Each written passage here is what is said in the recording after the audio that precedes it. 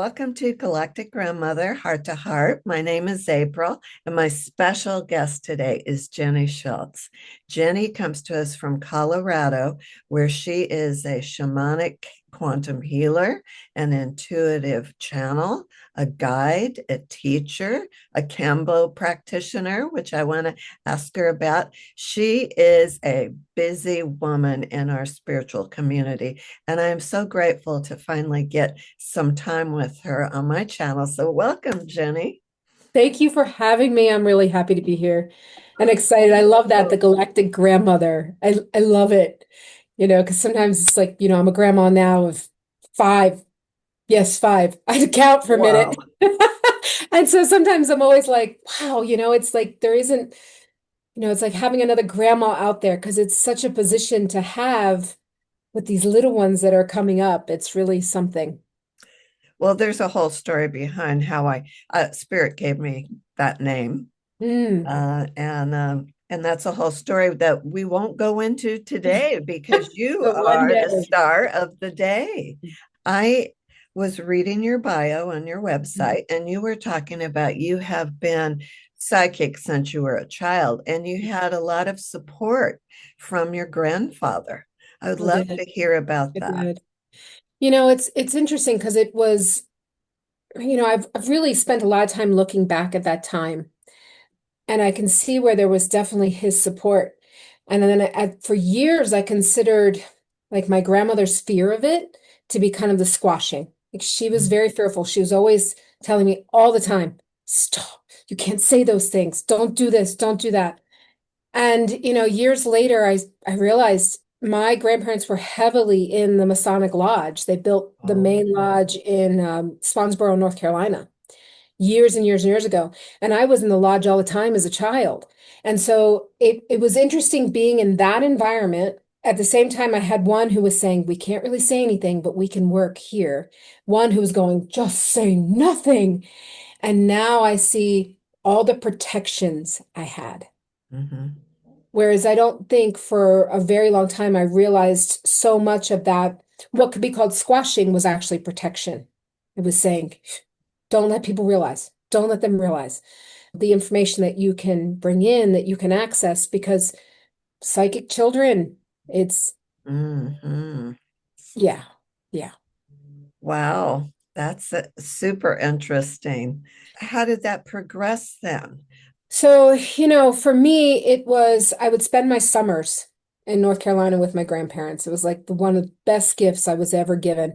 And I was always outside with my grandfather, and he would constantly be talking to me about, did you see this? Can you see this? Whether it was an elemental, because they were huge gardeners.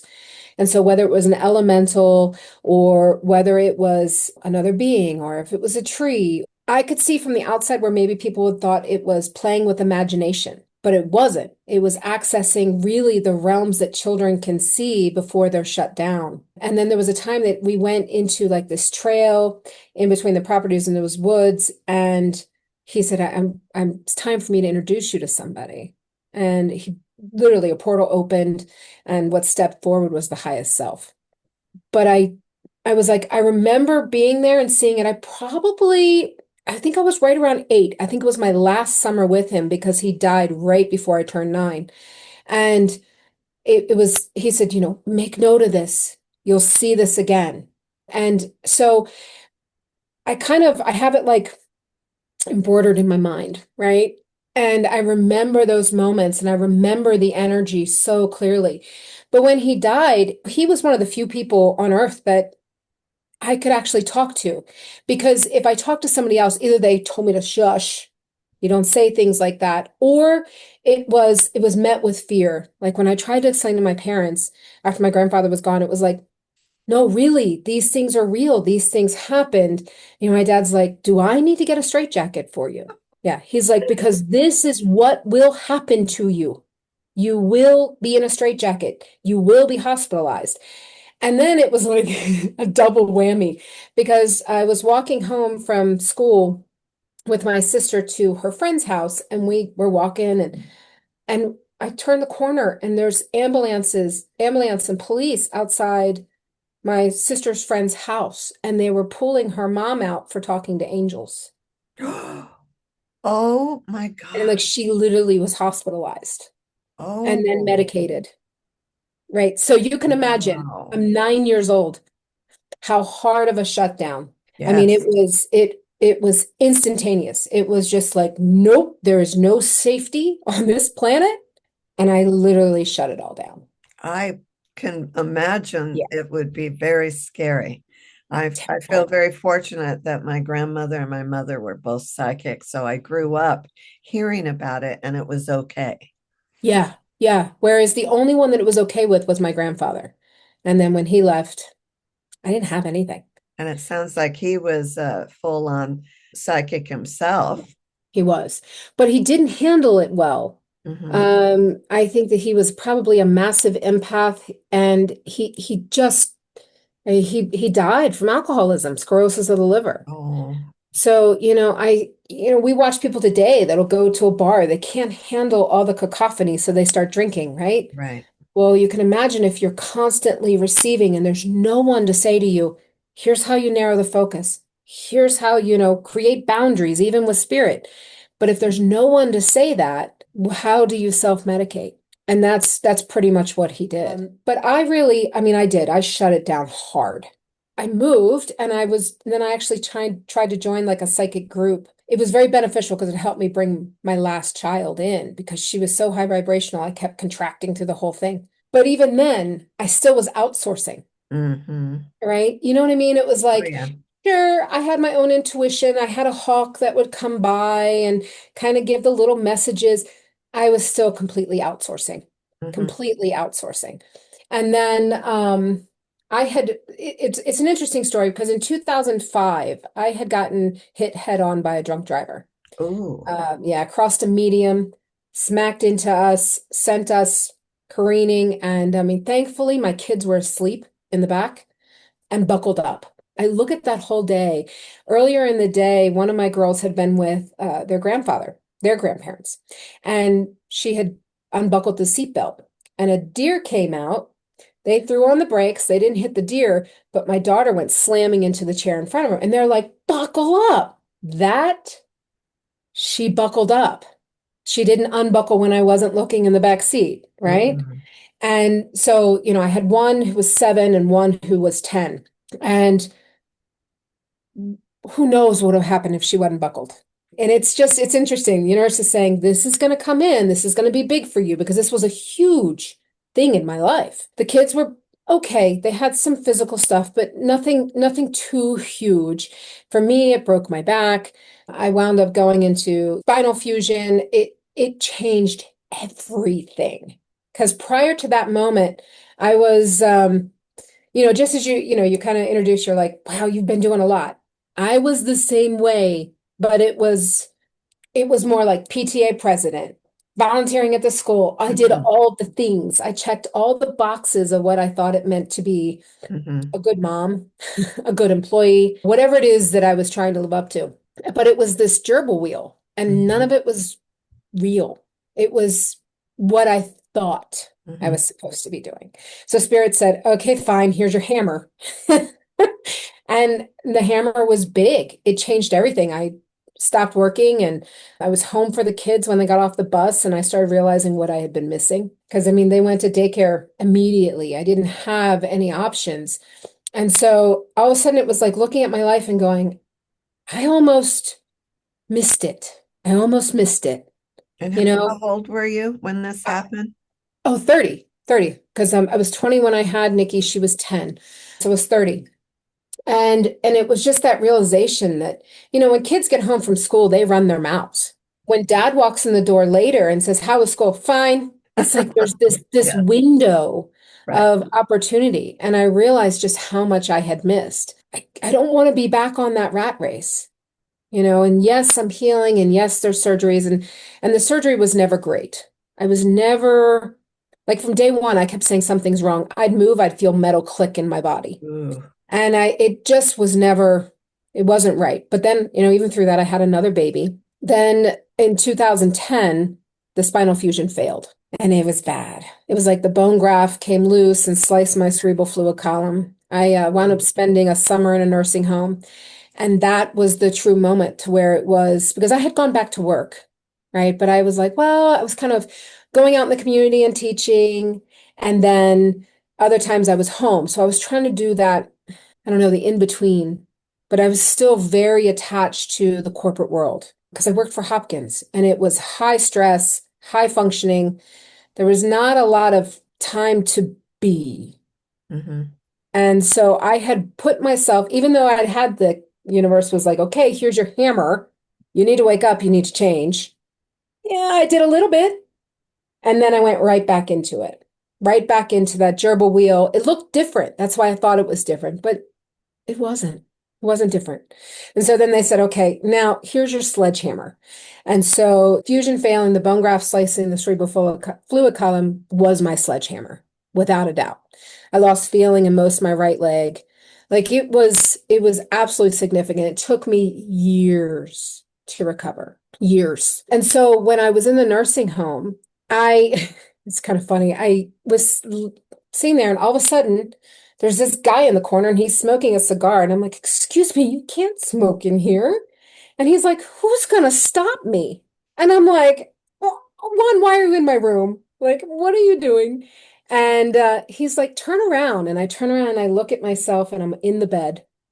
And all my past animals were on top of me. Cats I had as a kid, dogs.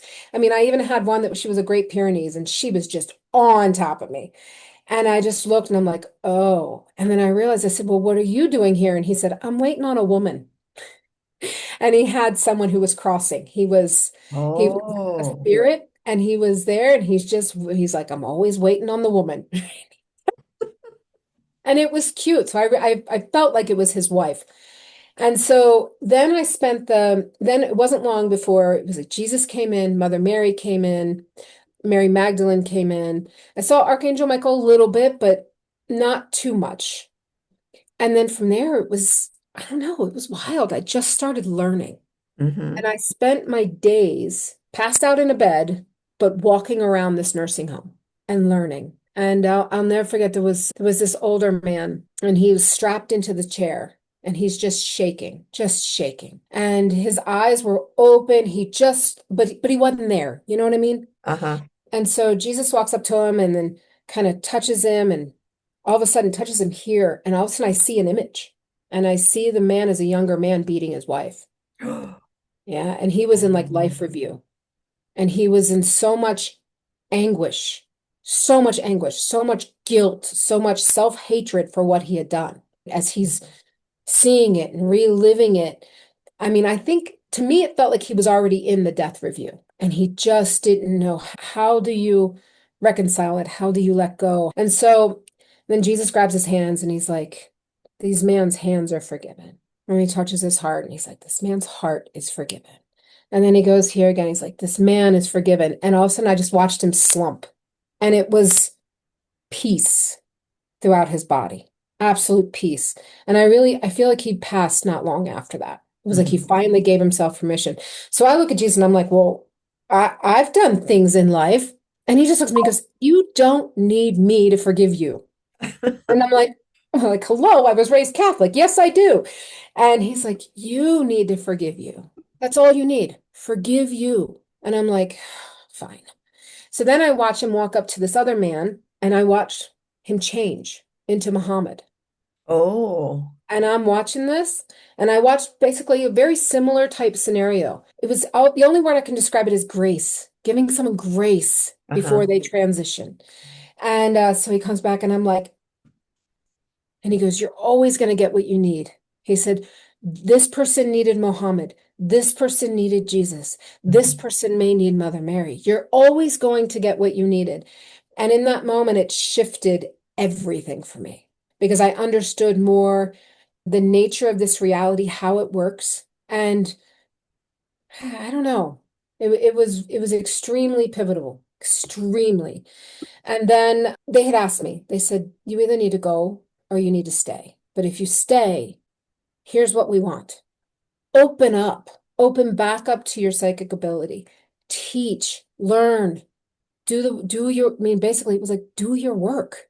Mhm. Do what your soul's path is. And I said, well, I can't leave. I've got 3 kids. And they said, no, no, you don't stay for anyone but you. And I was Mhm. shown the timelines with the kids.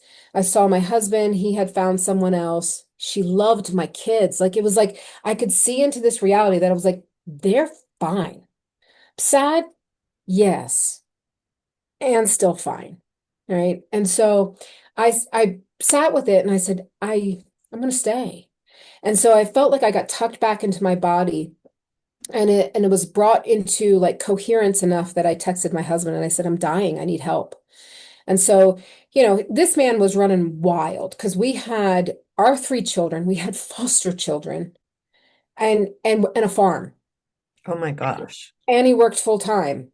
So he was everywhere and just completely overwhelmed by this because it came on fast. It was when the bone graft slipped, I wasn't okay, but I had to take a kid to a doctor, and the doctor looked at me and said, something's so wrong with you, and did like a just basic neurological, and then made a phone call and got me into the city, so about 45 minutes to an hour away from where we were, to a good clinic, a good doctor, and I was in surgery within 24. Like Wow. there was no prep, there was no warning, there was nothing. So he was very, very scattered. He wasn't able to come up and see me. And even if he did, I was passed out. I wouldn't have known anyway. So when I texted him, he comes flying to the nursing home, realizes I have a fever that they have completely neglected. The incision was infected Ooh. and the infection was going to my brain. So he called the doctor. The doctor says, get her in an ambulance now. So then I was back to the hospital in ICU for, I think it was about 10 days. And then, because the cerebral fluid leak had all busted back open and it was a hot mess. And then I went to a really good nursing home, but it was just further away. And so I knew Danny wouldn't be able to see me very much. And it was just, I needed the better care. Hmm. But in that nursing home, there was a lady who came up and she was offering Reiki. I didn't even know what Reiki was. And so as she's working, I kept saying, whoa, I can feel that here, here. So she's down at my feet. And I said, that's so weird. I feel you in my brain. And she just stopped and she says, okay, I was just testing you. She goes, I am in your brain. And she said, and the only way you could feel it to the level you do is if you have all of your own abilities. And she's like, you need to learn Reiki. And I was like, oh. And I did. Once I got out of the nursing home after a couple of months, I did. I went and continued and got my Reiki, eventually became a Reiki master. And every day I worked on healing myself. And so I was still on a tremendous amount of drugs, tremendous amount of drugs. So this was 2010, but the following fall in 2011, I was outside on the farm and we were struggling. Without my income, we couldn't make it. We just could not make it. So we knew we were going into foreclosure. We knew we were going to have to move. We had no idea what to do. So I was outside in one of the outbuildings and it was a booming outside of me voice that said, get to Colorado, get off all the medicines, or you won't make it to 50. Oh. Yeah, like it was huge, huge, huge event. And so I call my husband on the phone and I'm like, I need you to come out to the outbuilding. He comes out and I'm crying. He's like, what's going on? I'm like, we have to move to Colorado. He's like, we've never been to Colorado. And I'm like, I know, but we have to move.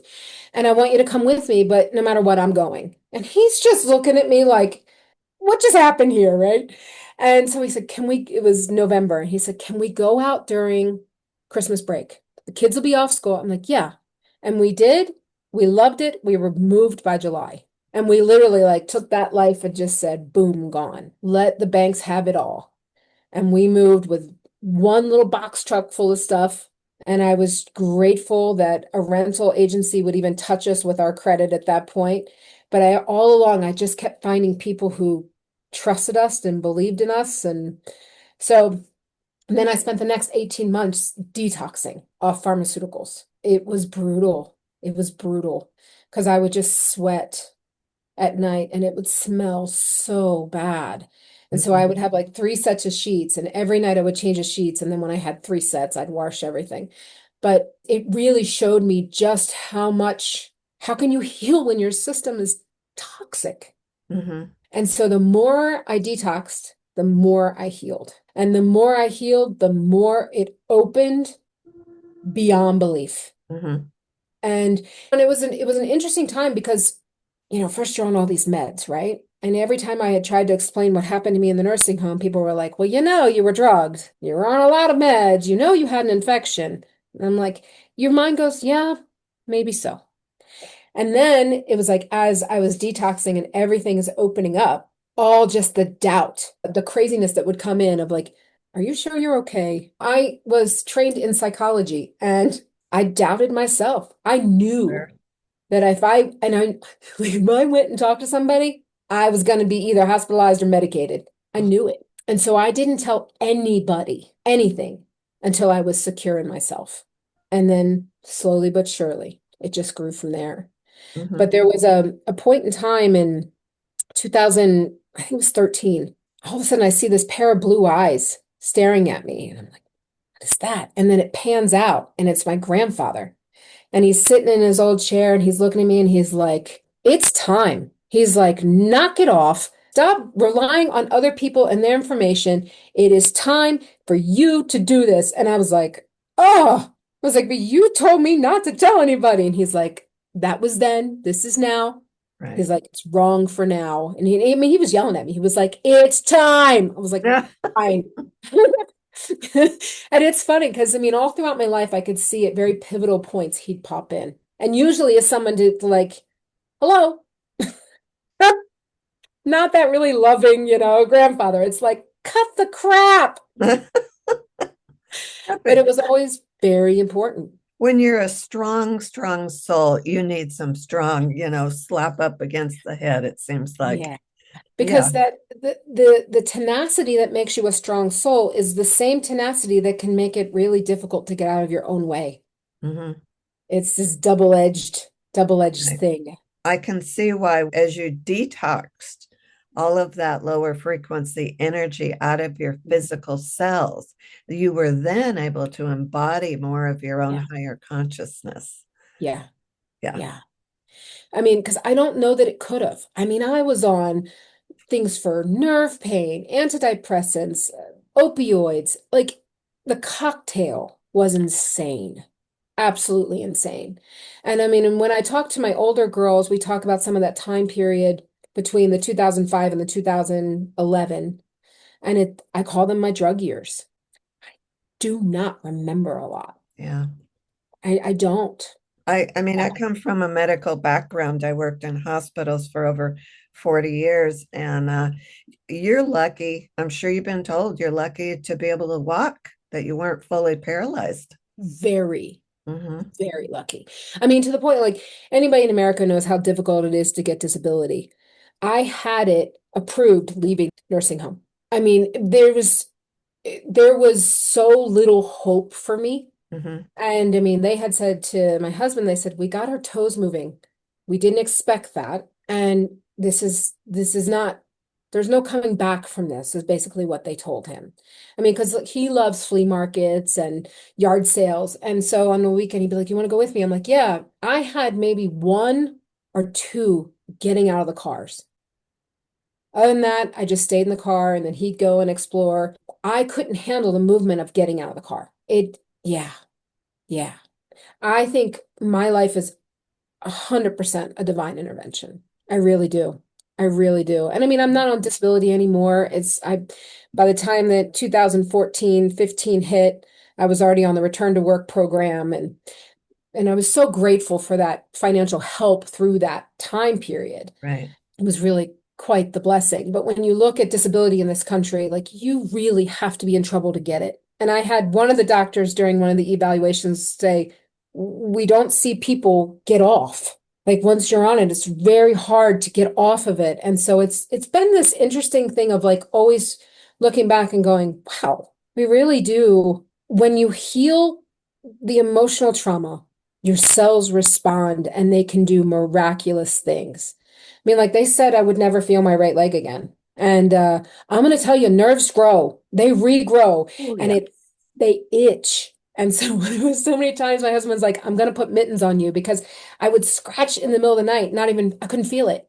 and I'd wake up bloody. And it's interesting how much I realized the medical system, whether they mean to or not, is in many ways casting spells, saying what will happen with your healing and what will not happen with your healing. Definitely. And Definitely. I'm constantly just disproving it, constantly disproving it, and working on my own self. When you look at the ability to heal yourself, when you look at the ability to step into your own creator being, it takes a humongous amount of responsibility. And when you realize you're the one responsible, it's not always fun, And it's right? scary because It is people scary. are not used to that. They're used to outsourcing their Yeah. power to the so-called authorities, the doctors, and so forth. Absolutely. I mean, we've been so conditioned. We outsource to teachers, we outsource to doctors, we outsource to the government. I mean, we outsource to the church. It's non-stop.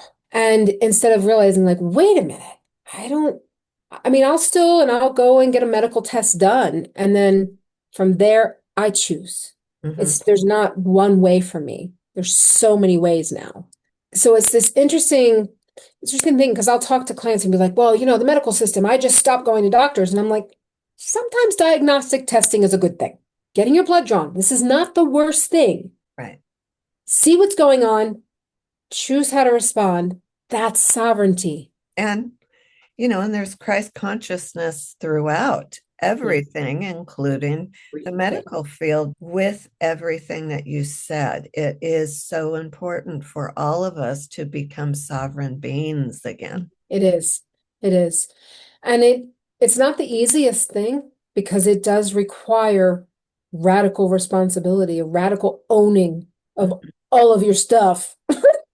And really looking at yourself and going, wow, my reaction created that. My Mhm. thoughts, my stories created that.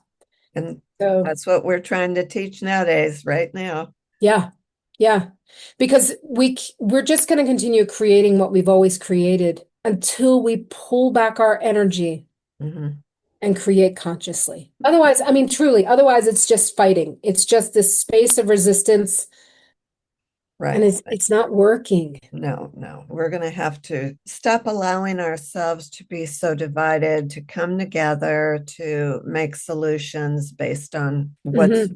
real for all of us together as a Yeah, collective consciousness. yeah, Instead, absolutely. yeah.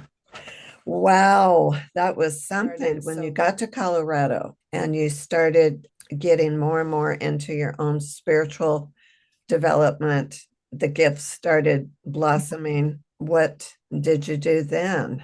I started writing a lot and I started channeling and I didn't know what to do with it. So I created like a little WordPress site, just started anonymously putting stuff out there. And then it took off. It was very interesting. But even with that, I didn't have a reference point for things. And there was my husband, I swear sometimes, he's that sage and the mouth just he'll say like the bluntest things in the world. And so I just was complaining to him. I'm like, you're gone all the time snowboarding. And he's like, it's not my fault you don't have a life. Go get a life. I'm like, you're so lucky. I love you. And so I was like, well, fine. So I got on to a meetup and there was a local group doing a healing with your spiritual light. And it Mm, was a whole weekend thing. I was like, you're gone for a day. I'm gone for a weekend. It was pretty funny. So I go and I loved it. Loved it. And the teacher, she came up after, she's like, you're so perfect for the shamanic program. And I was like, huh. So I actually came home and I said, well, let me tell you what happened. I'm now doing this program. And he was just like, oh gosh. He was like, how did this? And I'm like, and I'll be gone this many weekends a month. And he rolled with it. He rolled with it. I mean, we've laughed since because we were so broke. Like broke doesn't begin to like everything was like the budget was so tight, right? mhm, And I had to like skimp and save because if he had any idea at that moment how much was going into the training, he probably would have said, no, we can't do this, right? But instead, I was like, these coupons save me this much on groceries this week. It's going into this pool. And I did very, very creative money management. And so then years later, when I'm like, this is how much it cost, he goes, how did you do that? And I said, tell me the truth. I said, if I had come to you and said that this program was going to cost this many thousands of dollars, what would you have said? He said, I would have said no. He goes, I would have said, Jim, we can't. There's just no way.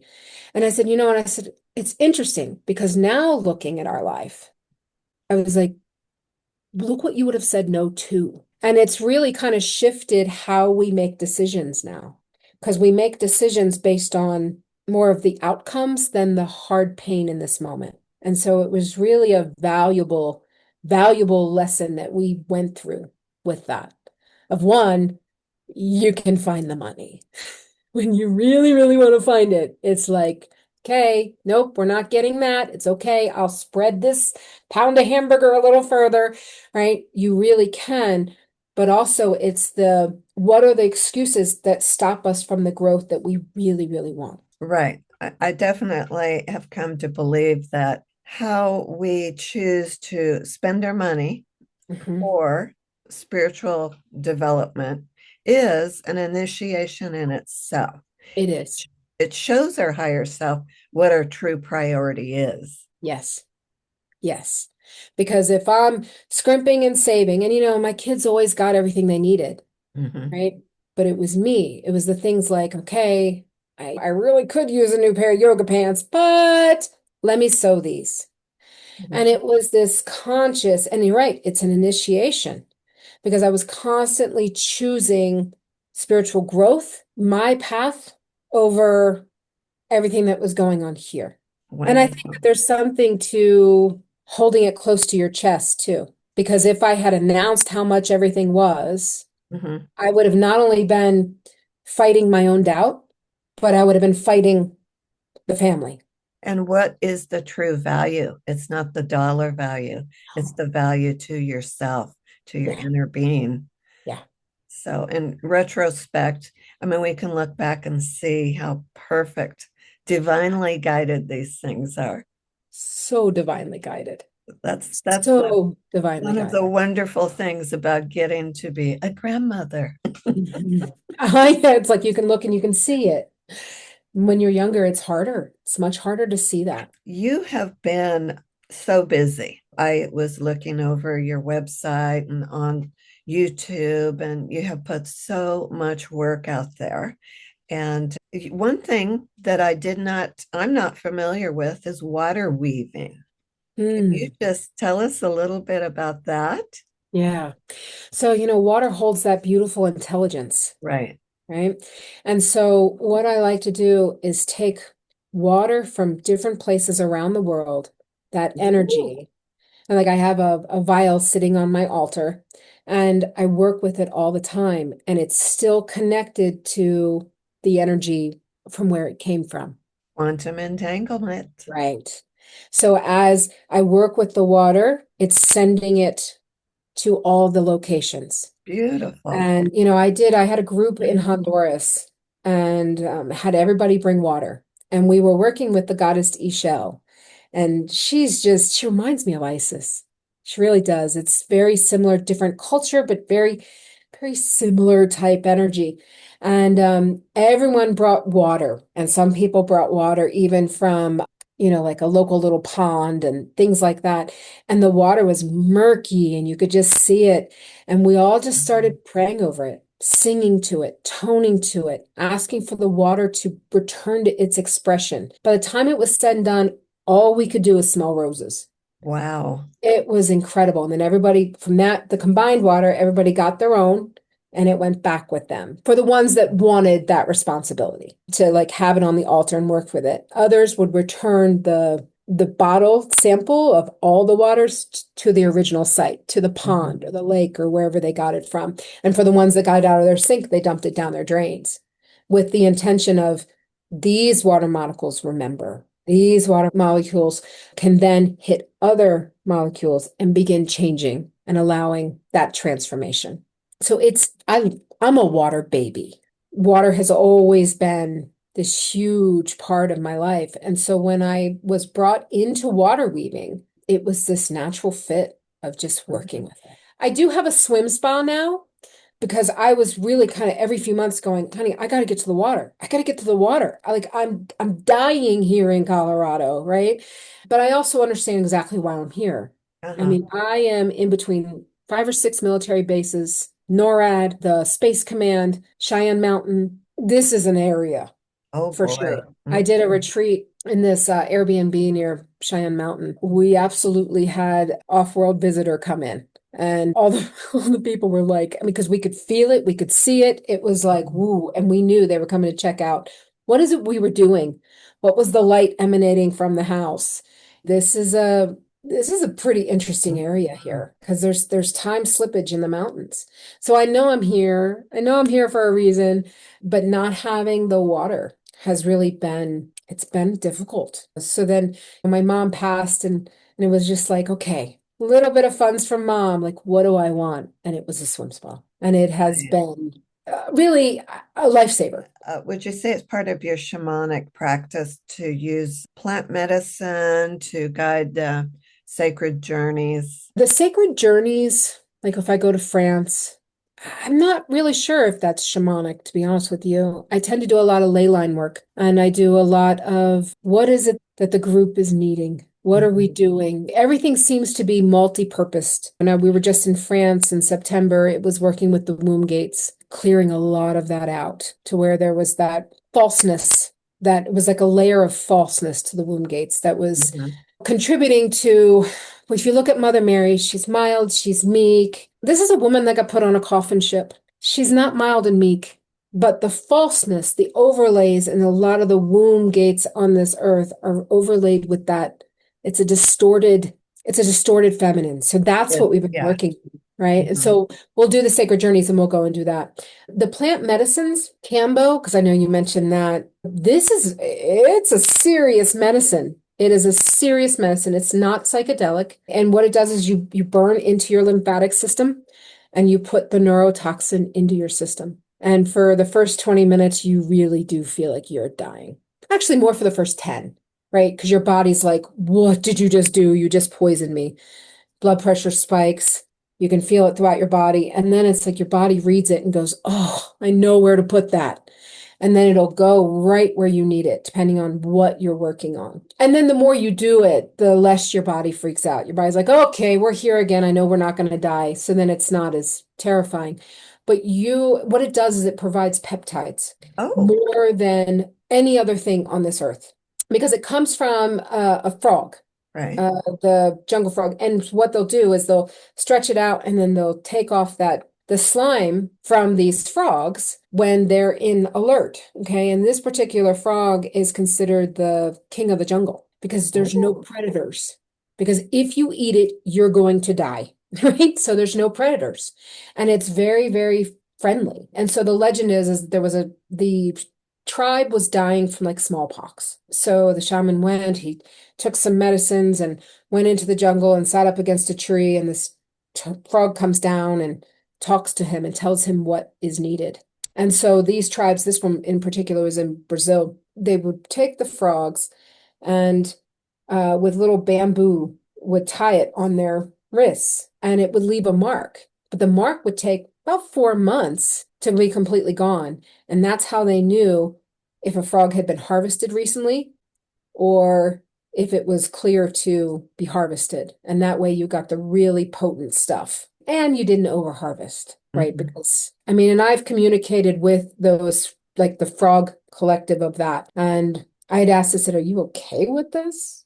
And it was very much like, yes, if it helps to awaken humanity so that they stop treating the earth the way they are, yes, it's their service. Because what it does is it blasts through your crap, the layers, the some of the traumas that if you have it hidden and you do camo enough, it's coming to the surface. So it just clears and clears and clears. And it's pretty amazing. I mean, usually we'll do Kimbo, and then the next morning it's like we're up by 4 or 5 a.m. We're raring to go. We're out on the trail watching the sunrise because you just feel so clear and so good. I mean, it really is. Amazing, amazing medicine. But then from there, I moved into the psychedelics. And, psychedelics they can be very, very potent medicine, Mhm, really incredible medicine, particularly when used with intention and mhm. space clearing. They can help you work through and see things that you couldn't have put together before. So I was for a while, my husband and I were doing a lot of retreats where people can come and they can experience the psilocybin or experience the bufo. Kind of pulled back from that because I'm seeing where a lot of people are using it as escape instead of let me go through this process, let me take what I saw and what I learned, and now let me shift my life this way. And it's almost become like a fad. Mhm. And I kept seeing people like going to an ayahuasca retreat and they'll go for a year, but their energy field is chaos because they never processed the first one. They didn't shift, they didn't make the changes from the first one before going into the next one. So it's interesting. There's clients that I've gone on sacred journeys with, they traveled the world with me, and I will absolutely do psychedelic work with them. But just the average person who hasn't really showed that they can integrate, I have backed off that for now. Just because I remember the first time I did ayahuasca, and it was this vine, and she came up and she looked like a Venus flytrap. And she just kind of in my face, and she says, I will help you. Do not abuse me, because if you abuse me, I bite. And I was like, oh, okay. I've done ayahuasca one time. I'm getting ready to do it again. I can kind of feel, but that was 2016. It has taken this amount of space for me to integrate it to go, I think I could. I think I could. And then I know it will be huge, right? Whereas there does seem to be a new age fad of Mhm. constantly running, doing the latest thing, and there's not enough sitting. Right. S- Sit with yourself, because it's the only way things are going to change. Because the meds don't change you, they show you, and you change. Back to doing the inner work. It is. I mean, that's the name of the game. I wish there was a pill, right? Like I really do. I wish Mhm. there was a pill. I wish there was something that was going to say, yes, go this way. Yes, do this. That's not how this reality works. I think that some people just starting off, it can be helpful. Well, I know back when I was 20 something, I think it was some form of psychedelic, and I actually slipped right out of time. I was Mhm. talking to someone in between, and this person was telling me something, and I just slipped right out of that linear time. And when I Mhm. came back, that person was had barely said another word in the sentence. So I think from the standpoint of people just starting out, it helps them to recognize that there's more if they haven't had the opportunity to grow up like we have, Yeah, having these naturally or metaphysical experiences. yeah, But it can also be more of a trending entertainment too, distraction. absolutely. And I think it just depends on what is the intention of the person Mm-hmm. and Totally. Yeah. and what is their ability to integrate.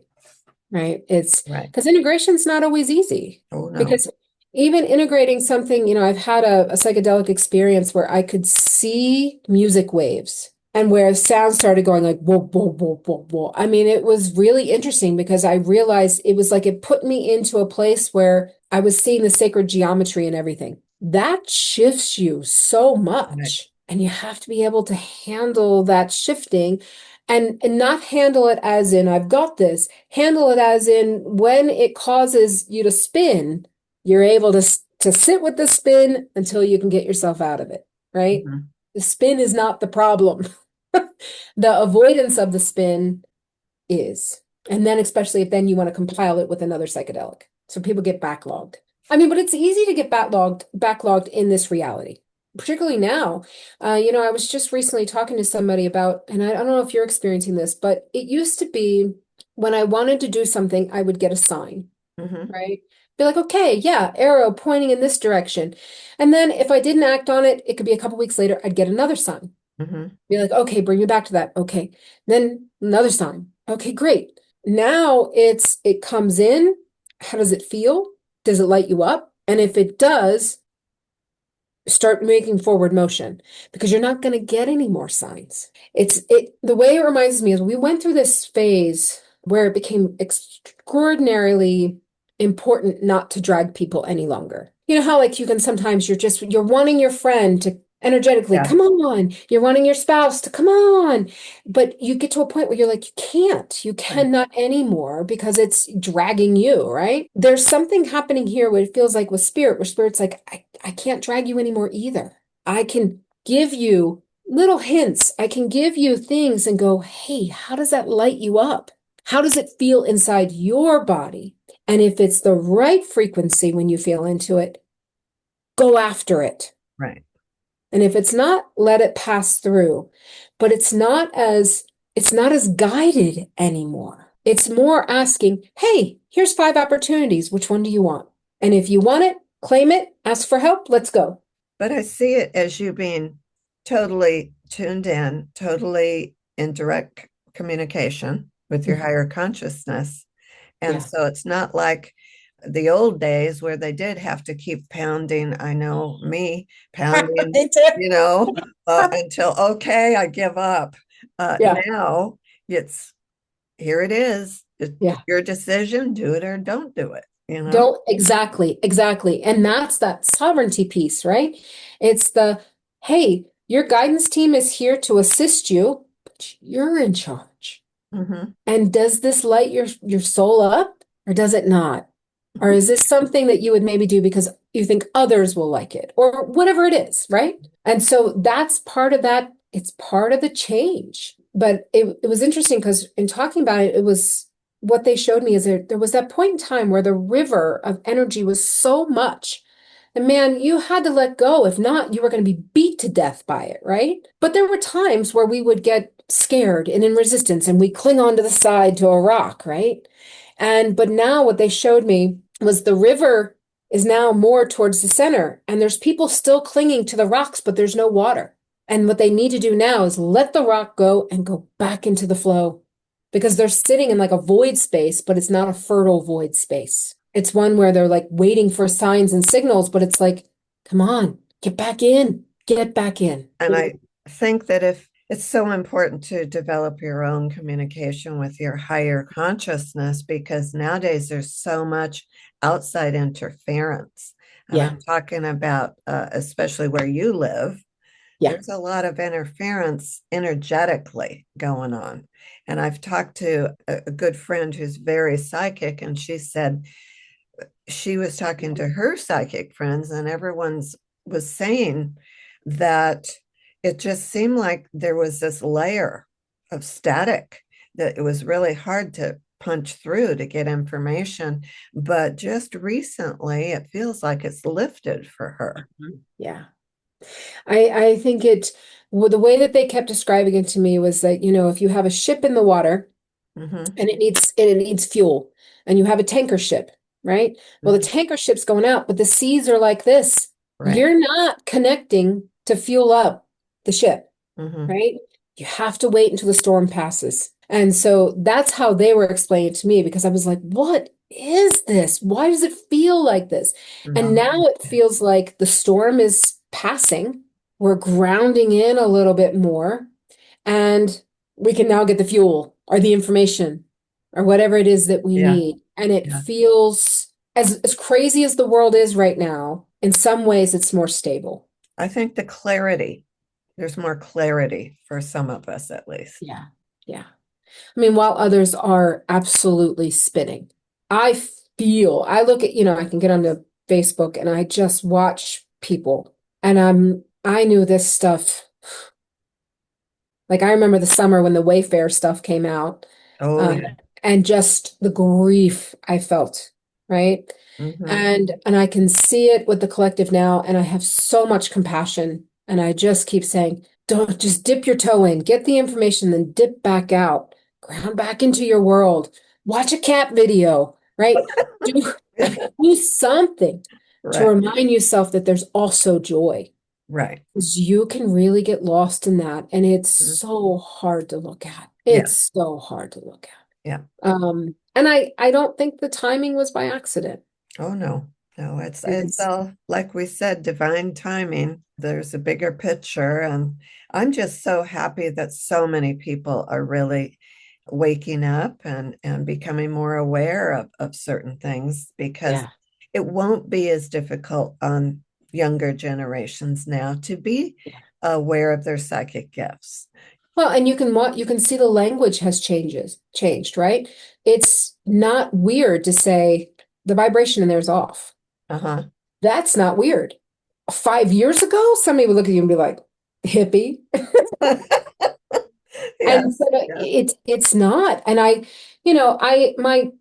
have older girls and then I have the younger one. And so like my oldest is 31, my youngest is 17. And so it's two different separate generations. Hmm. And watching the 17-year-old and how these kids are thinking, how they're doing, what they accept, what they won't accept.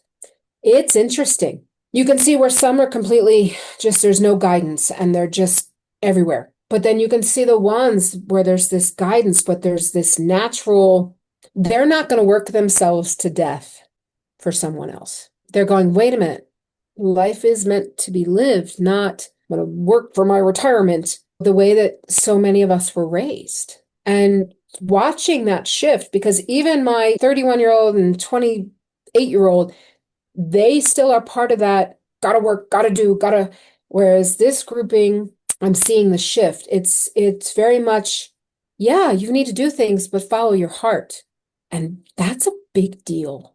It's It's a big wonderful. deal. It is. And sometimes I'm like, I was crazy for bringing another kid in again. But then I'm so grateful for this opportunity to watch this because I don't know if I would have understood the generations that are coming up Hmm. if I didn't have the in between. Because I mean, she's my youngest is here, and then the grandkids are here, and these grandkids are they're something.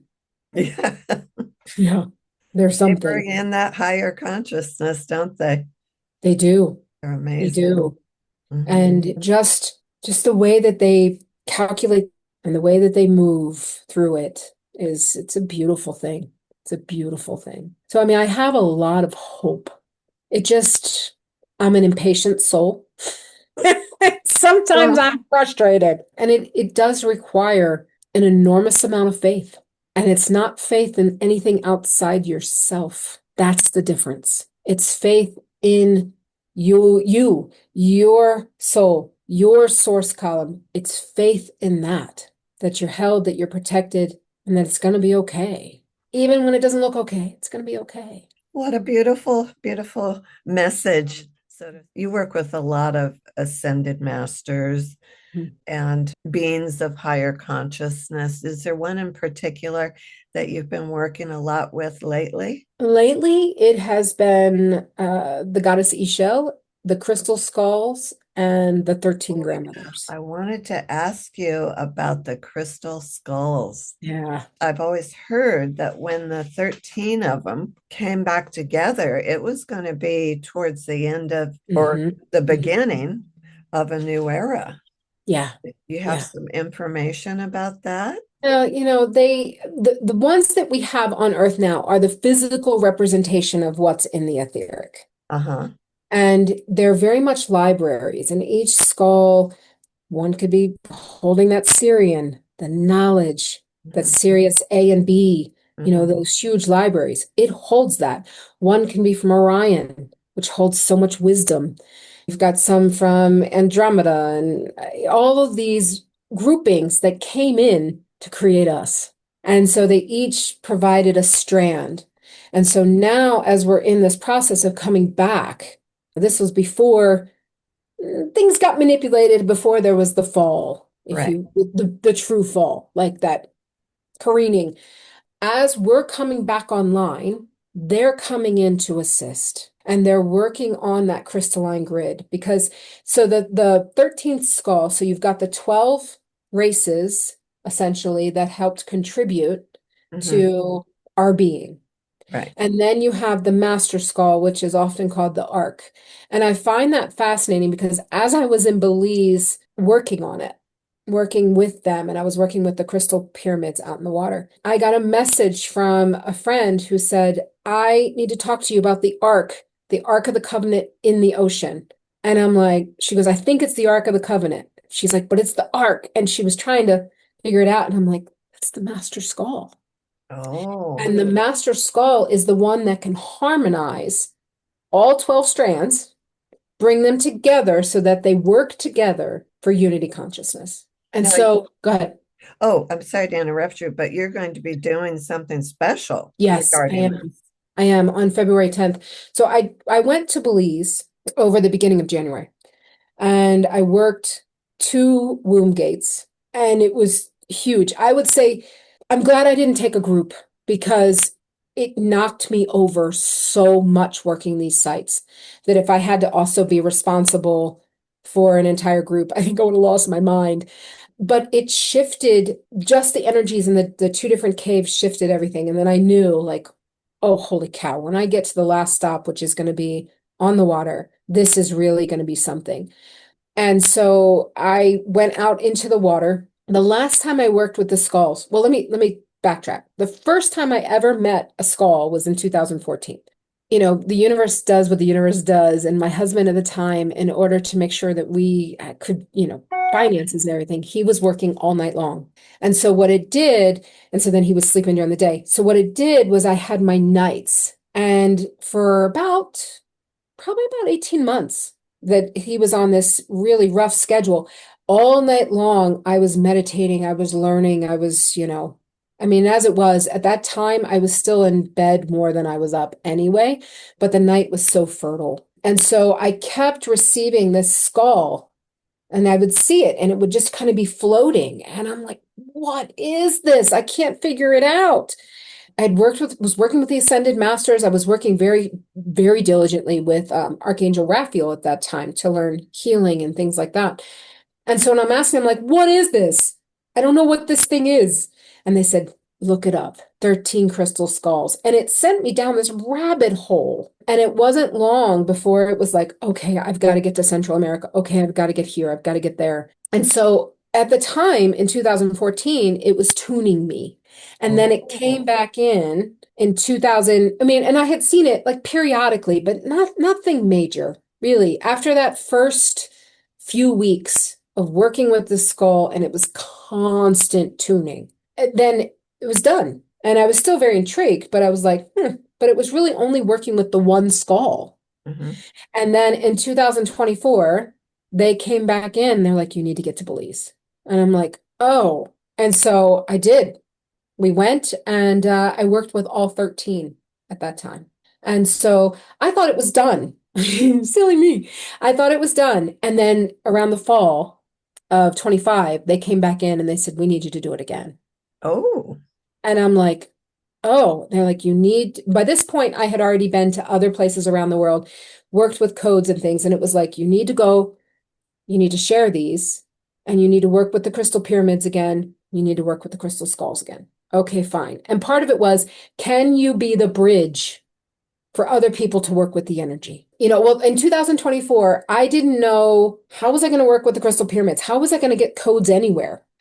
No clue, right? I swear I fly by the seat of my pants so much, it's insane. And I really do like to be in control. So you can imagine. It's like going, I don't know. I have no idea. And having to calm myself so I can hear the instructions, right? I mean, it's kind of hilarious. Like there's a whole parody going on in here. And so it was sea turtles, giant sea turtles came up and said, give us the codes. oh, And interesting. so I did. And then I was able to see the crystal pyramids at that time. It was absolutely incredible. So incredible. I had never, except seeing a sea turtle, like a small one off in the distance, I had never seen anything like this. These were like huge sea turtles. Mhm. And so when I went back in 2025, so this was March of 24, so about 18 months later, right at the tail end of December into January, I kind of thought, okay, I'm gonna work with sea turtles again. And so as soon as I tell the captain, I'm like, can you show me? Like, here's what I'm looking for. I'm looking for a place where I can connect with sea life. And I said, the energies. And I'm just trying to like skirt around it. And I'm like, there's a crystal pyramid out there. And he just kind of gives me a look and he just nods. And then he takes us to this place. And so it was was kind of interesting. And my husband's looking at me like, oh gosh, what are you sharing? What are you saying? This captain's going to be like, who is on my boat? And so he takes us to this place and is like, I'm on the side of the boat, getting ready to go in, and here's a huge sea turtle. She was gorgeous. And she was smaller than the ones I had seen before, but I was like, oh, so I get in the water. She comes right up. And I'm like, great, can I give these to you? Can you help me? And she said, oh, no, not me. She said, this is my area. She said, I don't leave, which I thought was interesting because I thought they migrated. But she's like, this is my space. I'm happy here. I don't travel much. I had no clue what to do. Absolutely no clue. I'm like, crap. So the only thing I could think of was humming because I've definitely gone on like whale watching tours and I've toned and Right. then had experiences with whales. So I was like, what can I do in this water? So I started toning. I was really humming, right? Humming under the water and just sending it out. And then all of a sudden I get surrounded by different stingrays. And there was these eagle rays. I don't know if you've ever seen those. Have you ever seen? They're like the spotted ray. They're the Oh, I don't like the know. Caribbean ray. They look like a bird in the water. They're the Whoa. most majestic, beautiful creatures. And just one came right up, and their face looks like a beak. It's wild. And it just comes right up. And I knew, it was like, you guys are going to take the codes. And then there was on the floor the big giant rays that look like Roombas. Right. And then I see like this crystal pyramid. I see energy coming in from the grand central sun, hitting like the top of the pyramid, going down the sides, and as it did, it made it palatable for us. And then it locked it into the crystalline grid so that we can anchor into the crystalline grid and receive it. Whereas if what it felt like was that if we got it directly from the sun, it's too much. It's too Uh-huh. much. It needed modulation. So then I saw the lines coming off the pyramid, and I realized that these Roombas, these giant skates, were on the ley lines. And I'm like, because one hand you look and they're eating, right? Not so much. I mean, they were working. I was watching them connect where there was just broken pieces. And so then I'm talking and I'm asking questions, and what they said was this main grid that the crystal pyramids were on has just been so broken. But now we can begin to bring this all back in. Mm. So I then it was working with the energy of this pyramid and just receiving it. And it was incredible. It's like crying in my mask under the water. And then that night, all 13 skulls came in and I received, and they said, you need to bring people to this. Take these, share these, because each of the skulls are holding something. Mm-hmm. Like the one from Lyra is really holding a lot of the physical, right? A lot of our form was from those beings. From Sirius, we have so much to do with the crown and the third eye. There's codes that each one of these skulls have. So I received it all and then came home to integrate, which I would say, honestly, this trip to Belize was the most difficult I'd been on. Prior to that, I would say it was Egypt Oh. because the Egyptian energies knocked me on my butt. This was probably by far the most difficult in what Mhm. it changed within me and then having to deal with those changes. It's like seeing things into yourself. It was like a giant mirror of showing how I was stuck, how I kept doing A, B, C, D, even if it meant beating my head against a wall. And so it was like seeing that was part of that integration, which is why there's been the gap in time between when I was in Belize and the offering that's going to be on February 10th. So on February 10th, it's through a Zoom call, but it's all recorded because a lot of people can't, Right. be there at that first moment. And I take you through a guided meditation. And the reason I do that is because if I can get your mind busy imagining, visualizing something, the codes land better. We have to take the mind has to be taken offline, okay? Either through an activity of visualizing or sleep. And some people, actually more than your average person, will fall asleep during it. And I'm always like, Don't worry about it. It's like a computer with too many windows open. You're trying to install a program. You have to shut all of it down or it doesn't properly install. But this is designed for people to listen to again and again and again Over. Yeah. whenever they're needing it. I have tools that I found back in 2012 that I still, when I need it, I go back to. And Hmm. it hits me different because I'm not the same person, Right. but the tool is still really valuable. And that's how these are created so that you can, whenever you're needing, go back, receive, because we can only receive as much as we can. We can only receive as much as we can handle and integrate in that moment. And what we're in resonance with at the moment. Exactly. Exactly. So it's created, it's all in there, once the recording is there. And so it's basically like, okay, right now you may only be able to unwrap level 1 through 5. You integrate it, you come back to it, you could be level 6, 7, 8. And it really does give each person what they need. I mean, I'm excited to offer it because I really do enjoy the skulls. I really do. And the 13th skull with his jaws kind of, it's not completely attached, right? And so that's a lot of people say that it speaks, and that is how I see it. There's a sense of humor to the 13th skull, which I've always found interesting. How much of, whether it's an ascended master, or whether it's a crystal skull, or whatever it is, how much humor is present. And I think it's showing us not to be so serious. Well, and Yeah. we know humor, laughter, it's high vibe. It's a big deal. Yeah. It's a big deal. It's like husband and I, somebody else will, because we've been married now for 33 years, and people are like, well, what has that been like? I'm like, we laughed. It was the only way through, and we still laugh. Like, we Mhm. laugh a lot because if you can make me laugh, it doesn't actually matter what just happened or what I'm worried about. It goes It's a away. tool of It's a tool. transformation. It's a Yep. huge, huge tool. This offering with the 13 skulls on February 10th, do we go to your website to get signed up? Yeah, so you can go Okay. to the website and just click on events and it's listed right there. And you will get the recording, and the recording will be available afterwards. And the recordings from the Barton Creek Cave and from the Rio Frio Cave and pools, those are also available. So the Barton Creek Cave is very much 0 point. It's Oh, returning back to okay. that place. It's a cave that goes in, there's a river through it, and you get into the darkness, all lights off, and then you can really feel. Mhm. Now, the Rio Frio cave and the Rio on pools is very much about the dance of the masculine and feminine, and not external, internal, because you have the rocks and then you have the feminine flow, and they work together.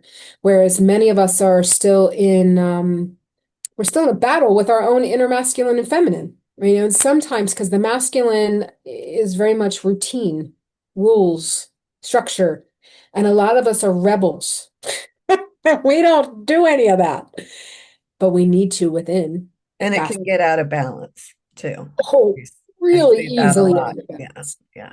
on either end. Right. On either end. Yeah. I mean, it really is flow. How do we flow within a structure? A Hmm. structure of our own making. That's the Right. key. I have just loved I talking to know. you. Thank I you. could probably talk to you for hours, so I'll have to get you back again. And we can continue on because there's always something new and exciting going on.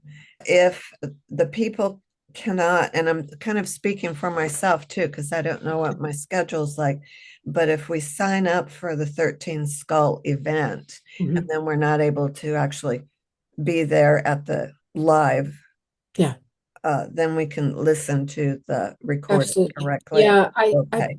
I put it on YouTube on a private link so that people can access it that way, especially if you only have a phone.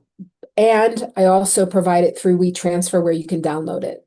So I do provide both so that people can have different ways to access And it. So Jenny, you're yeah. just wonderful and I love you. So I will say thank you again. And you have just been fascinating. And I really appreciate you spending the time with me and my audience. Yeah, thank you everyone for listening, and I hope that it was informational and enjoyable. And fun. Yes. Fun. Fun. All right. Hopefully you laughed somewhere in that. Well, I did. All righty. Thank you so much, and we will talk soon. Sounds good. All righty. Bye bye.